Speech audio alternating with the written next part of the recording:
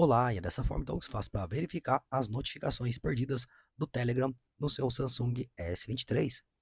Bom, pessoal, então se caso você perdeu uma notificação aí do aplicativo do Telegram, tá ok? Sem querer que, por exemplo, chegou várias notificações e tinha do Telegram no meio aqui e você clicou em apagar, tá ok?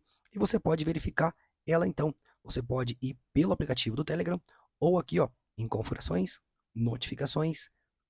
avançadas, histórico de notificações. E aí você ativa essa opção. Com ele ativo, vai estar aqui, ó, ignoradas recentemente. E mais abaixo tem das últimas 24 horas. E ele é separado por aplicativos.